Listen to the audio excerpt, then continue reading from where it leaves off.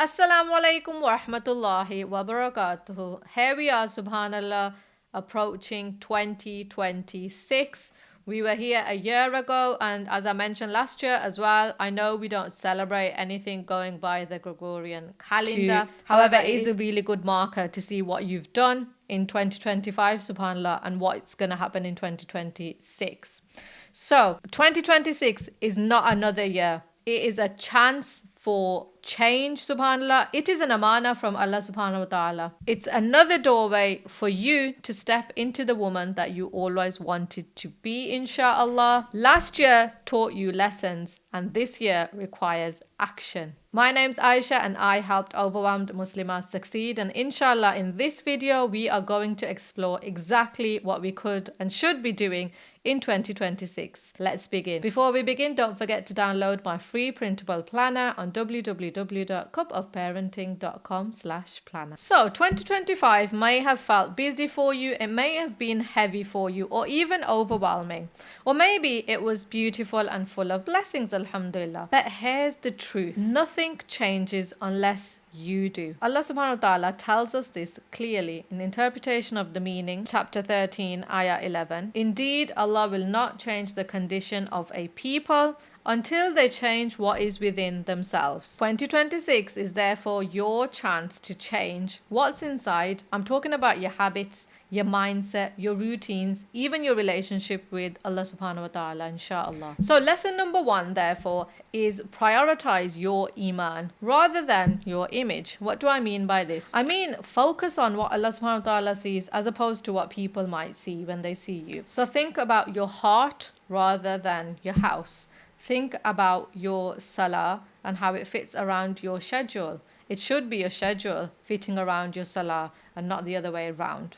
Think about your sincerity compared to what you are portraying on social media, for example. So if you choose these small acts of ibadah, and if you do them consistently, inshallah, these will be much more effective in the long run than chasing big unrealistic goals for yourself. I know people can get excited almost and say, oh, it's a fresh start, I'm going to do all of these things, I'm going to completely transform myself. But if you don't take that into small manageable chunks, it's never going to happen, sister, because you're going to set yourself up for failure, because you're going to have this big unrealistic vision of what you want to do as opposed to what can be done if you just had some small goals, which you're going to do consistently, inshallah. Lesson number 2 is for you to build a Muslimah routine that supports you. What do I mean by this? I mean, not a perfect routine. Okay, forget about what other people are doing and what their routines are. Think about yourself, your 24 hours. What do they look like? And make yourself a supportive routine. So this is one where you reduce overwhelm, not adding pressure to your life. Okay, so think about what might be there in existence already that's overwhelming or too much for you, or causing you to live your life in a way that's not ideal for you. Okay, so think, for example, a 5-minute morning dua. Okay, I want to be making more dua this year, inshallah. So when am I going to do it? I'll do it first thing in the morning, inshallah. When I've woken up, I'm still lying in my bed. I'm not going to reach for my phone. Instead, I'm going to do some dua. Maybe I can do it after my morning salah, after my fajr salah. I'm going to be reading, say, for example, a page of Quran a day, say to yourself. If you already read Quran every day, that's great, alhamdulillah. Think, I'll read a page of Quran and translation, or I'll do a page of Quran and translation and some of the tafsir. This is something that I miss doing, so I used to do it in my weekly study circle. So subhanallah, maybe we should all start a journal and do a Quran journal or something like that, inshallah. Think of, if it's something related to your health and you're not in the position that you can go to the gym and give time like that towards your health, think of one short walk around your house, around wherever you live, wherever it's safe for you to do so, for the sake of improving your health, inshallah. Remember, I've said so many times about how your body, your health is an amana from Allah subhanahu wa ta'ala, and of course you should be looking after it best as you can.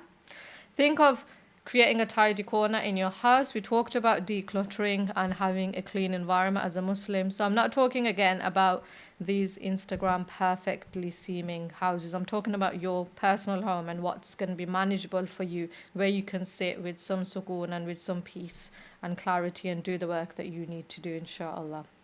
Do you need to go to sleep earlier? Do you need to drink more water? Lots of people are guilty of not drinking enough water. Why am I mentioning all of these? These are small things that you can do. These are small things that you can do regularly. And these are small things that you can do regularly that'll make a big change and bring barakah into your lives, inshallah. Okay, lesson number 3 is to protect your time as if it's an amana and treat it as such. So your time is from Allah subhanahu wa ta'ala. Yeah, we all agree on that. But your energy is also limited.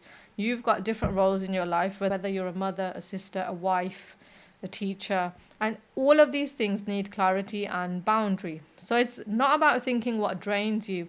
It's about saying yes to which things let you grow as a person as well. Stop giving your time to things that don't bring you closer to Allah subhanahu wa ta'ala or closer to the woman that you want to be, yet they're draining the energy and the life out of you. So think really seriously about what some of these things could be. Lesson number 4 is to heal your inner voice. We all have that negative self-talk that goes on. Speak to yourself with mercy, subhanallah. And I've recently done a video which I'll link above now about how to stop yourself from having these negative thoughts. But stop carrying the guilt that Allah subhanahu wa ta'ala never asked you to carry in the first place, and stop lowering yourself to those thoughts that are being whispered by the shaitan. So this year, replace these thoughts of I can't to I will try, or I'm failing to Allah subhanahu wa ta'ala knows that I'm trying, or I'm not good enough to I know that my worth comes from Allah subhanahu wa ta'ala. Lesson number 5 is to create a calm home, not a perfect one. If you do already have a perfect home, alhamdulillah, that's good, alhamdulillah, good for you. But if you don't, our goal in 2026 is not to create a show home, subhanAllah, but it is to create a peaceful home where your children feel safety, love and connection, where there's good relationships going on with everybody that lives within that household, inshallah, where people aren't rushing and shouting and drowning themselves in clutter. So think about one drawer at a time, one habit at a time, and one sunnah at a time, inshallah, in terms of what goes on within your home and with the people who live in that home, inshallah, and what small changes can you bring about this year. So, what is the 2026 Muslimah challenge? It is, this year, focus on 3 pillars based on what I've talked about, inshallah. Your iman, your home, and your mind. If these 3 are nourished really well and you pay attention to them, then everything else, I'm talking about again things like your health, your marriage, your parenting, your confidence, will rise up with them because you're focusing on essentially the pillars that are super important, inshallah. So, to conclude, don't enter 2026 with the same fear, the same excuses, the same habits that you carried last year. No, sister. Step into it with intention, with courage, and with dua, inshallah. And with the certainty that you have got the intention that whatever you're doing it to bring yourself closer to Allah subhanahu wa ta'ala, inshallah. If you enjoyed this video, why not watch my next video on how to make a fresh start as a Muslimah. Until next time, inshallah. Assalamu alaikum wa rahmatullahi wa barakatuhu.